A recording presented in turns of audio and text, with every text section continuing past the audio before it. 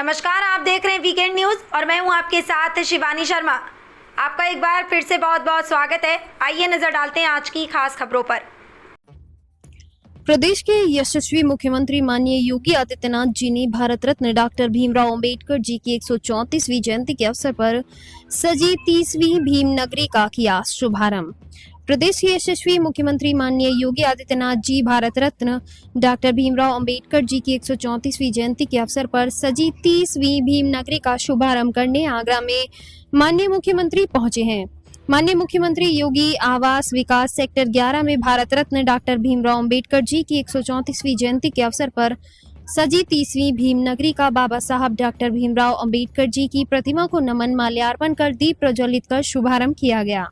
माननीय विधायक जीएस धर्मेश ने माननीय मुख्यमंत्री जी को चांदी का मुकुट तथा भीम नगरी आयोजित समिति पैच तथा भीम नगरी आयोजन समिति बाबा साहब की प्रतिमा भेंट कर सम्मान किया गया तथा अभिनंदन पत्र पढ़कर माननीय मुख्यमंत्री जी को प्रदान किया।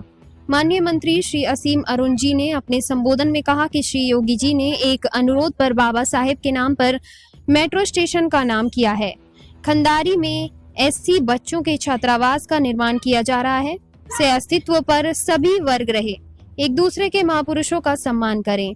आज बाबा साहब की आत्मा खुश होगी। सभी समाज बाबा साहब को याद कर जन्म जयंती मना रहे हैं।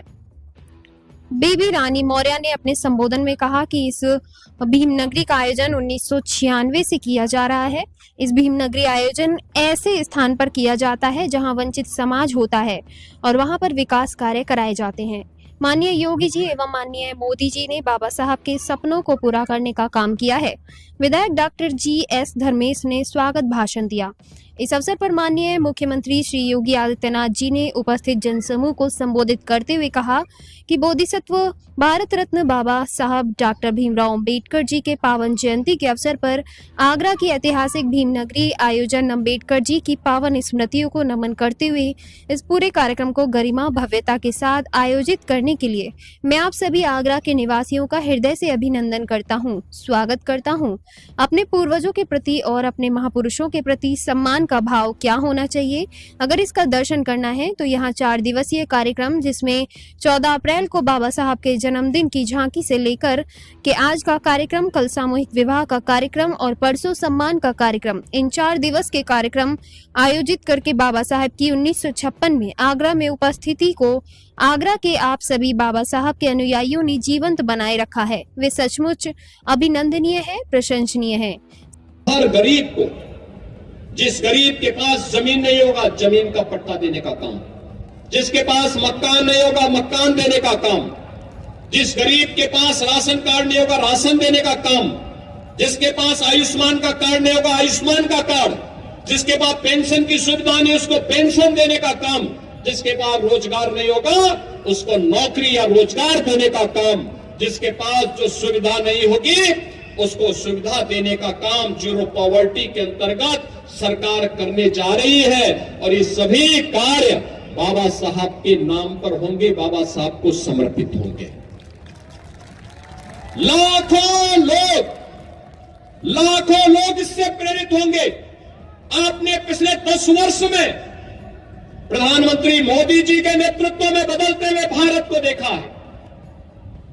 आपने देखा होगा भारत दुनिया के अंदर, दुनिया की आबादी 800 करोड़ से अधिक है।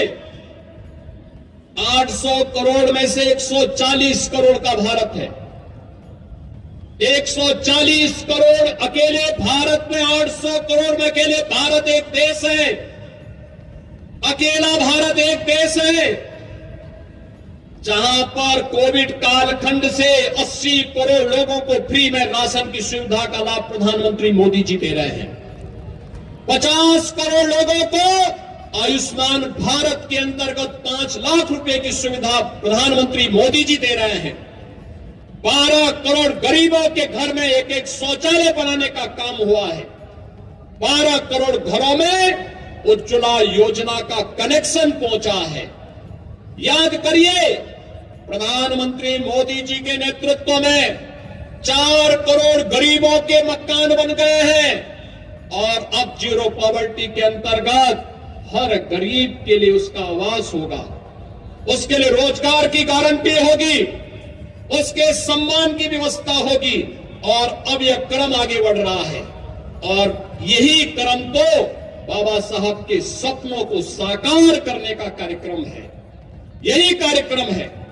आपने देखा होगा जब देश के अंदर नई संसद बनी थी, नई संसद में बाबा साहब के द्वारा बनाए गए संविधान की मूल प्रति को अपने सिर में लेकर के प्रधानमंत्री मोदी जी ने सबसे पहले संसद भवन में स्थापित करने का काम किया था और बाबा साहब के इन सपनों को साकार करने के संकल्प के साथ पूरी संसद को कहा था कि बाबा साहब का सपना तब साकार होगा जब हर गरीब के जीवन में, हर दलित और वंचित के जीवन में हम व्यापक परिवर्तन का काम करेंगे।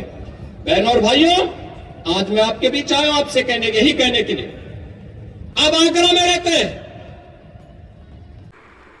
फिलहाल के लिए इस खबर में बस इतना ही। देश और दुनिया की तमाम बड़ी खबरों से अपडेट रहने के लिए देखते रहिए वीकेंड न्यूज़। और हाँ, हमारी वीडियो को लाइक, शेयर और चैनल को सब्सक्राइब करना ना भूलें। नमस्कार।